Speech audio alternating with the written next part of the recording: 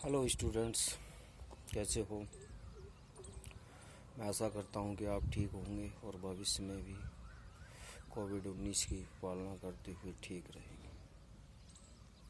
आज LLB first year के सभी विद्यार्थियों का ऑनलाइन क्लासेस में मैं स्वागत करता हूँ। मैं सुरेंद्र मीणा। आज सब्जेक्ट ऑनलाइन में पढ़ाने के लिए मुस्लिम विधि है, जिसका काफ़ी सिलेबस 70-75% कंप्लीट क्लास में करा दिया गया है। लेकिन कोविड-19 की वजह से क्लासें आपकी सुचारू रूप से नहीं चल पा रही थी, इसीलिए हायर एजुकेशन के आदेश के अनुसार आपकी ऑनलाइन क्लासें चालू हो रही हैं। आपका चैप्टर तलाक, विवाह विच्छेद। तलाक क्या है, तलाक की डेफिनेशन क्या है, तलाक कितने प्रकार का होता है, तलाक कौन दे सकता है, कैसे दिया जा सकता है, तलाक देने के बाद पति पत्नी के अधिकार क्या है, इन सारी बातों पर आज हम चर्चा करेंगे और एक एक स्टेप बाय स्टेप अध्ययन करते जाएंगे। कंपटीशन में तो ये सिलेबस में ज़्यादातर नहीं है, फिर भी नेट के में है, नेट के बाद आता है। और लेकिन आपकी क्लास के हिसाब से वेरी मोस्ट टॉपिक है। तो तलाक, तो क्वेश्चन कैसे आता है तलाक से आके कि तलाक से आप क्या समझते हैं, ये कितने प्रकार का होता है, तलाक विवाह विच्छेद कैसे होता है, यानी तलाक द्वारा विवाह विच्छेद क्या होता है। तलाक एक अरबी शब्द है, ठीक है। मुस्लिम विधि में तलाक जो शब्द लिया गया वो मोहम्मद साहब के द्वारा लिया गया। तो तलाक का शाब्दिक अर्थ होता है बंधन या गांठ खोलना। तलाक का शाब्दिक अर्थ होता है बंधन या गांठ खोलना। अरबी भाषा में तलाक का अर्थ होता है निराक्रम करना या नामंजूर करना, यानी कि विवाह को नामंजूर करना। अर्थात संक्षेप में कहा जा सकता है कि तलाक वैवाहिक संबंधों की समाप्ति है। तलाक क्या है? वैवाहिक संबंधों की समाप्ति। मोहम्मद साहब ने कहा कि अल्लाह द्वारा मनुष्य को दी गई सभी वस्तुओं में तलाक सबसे घृणित वस्तु है, परंतु तलाक को मुस्लिम विधि में एक आवश्यक बुराई माना गया है, क्योंकि यदि पत्नी के प्रति पति के अविश्वास या प्रेम भाव के कारण वैवाहिक संबंध कष्टपूर्ण हो गया है, यानी वैवाहिक संबंध सुचारू रूप से नहीं चल रहा है तथा पारिवारिक शांति संभव नहीं है, किसी भी तरह संभव नहीं है, तो विवाह विच्छेद ही उत्तम तरीका है। ये बातें मोहम्मद साहब ने कही थी। मुस्लिम विधि में यह अधिकार केवल मुस्लिम पति को है। इसका प्रयोग वह बिना किसी कारण के या स्पष्टीकरण के कर सकता है। तलाक के लिए मुस्लिम पुरुष वयस्क और स्वशिक्षित होना चाहिए।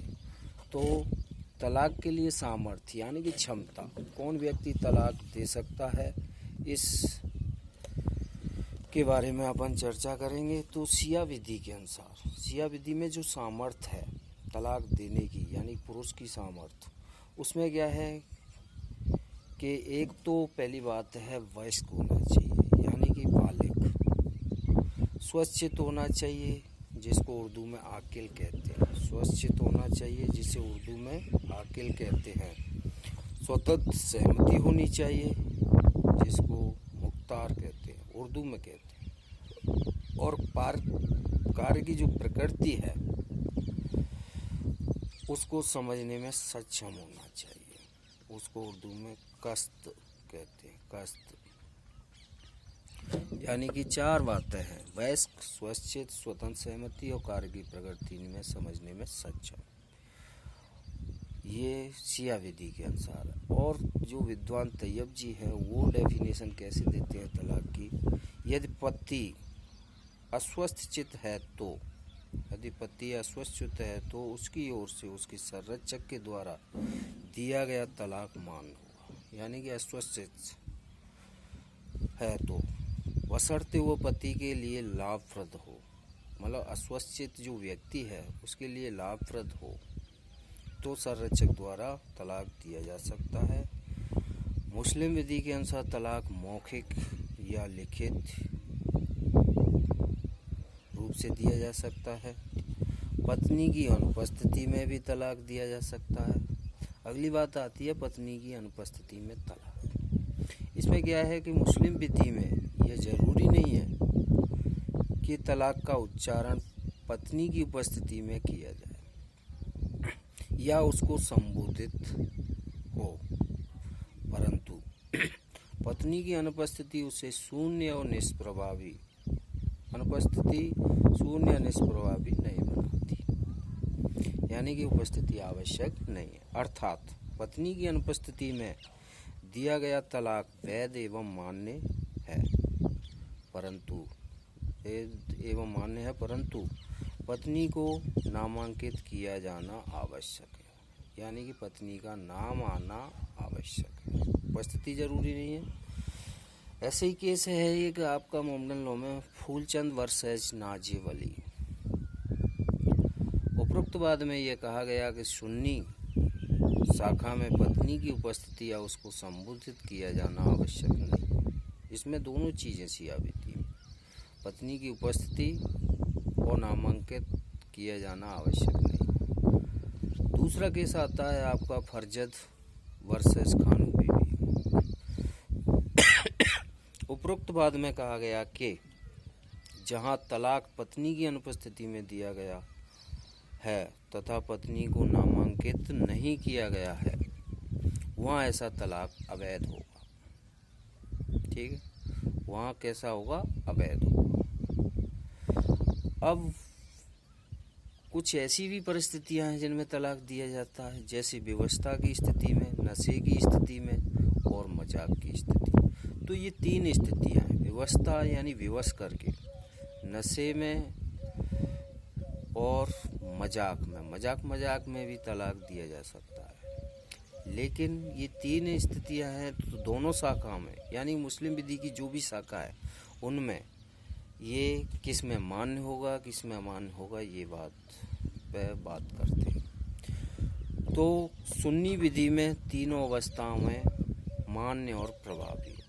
अगर विवशता में, नशे में एवं मजाक में सुन्नी विधि में अगर तलाक दिया गया है तो तीनों ही मान्य और वैध होंगे। लेकिन शिया विधि में तीनों अमान्य होंगे, शिया विधि में वैध और मान्य नहीं होंगे अगर इन परिस्थितियों में तलाक दिया गया है तो। पत्नी को केवल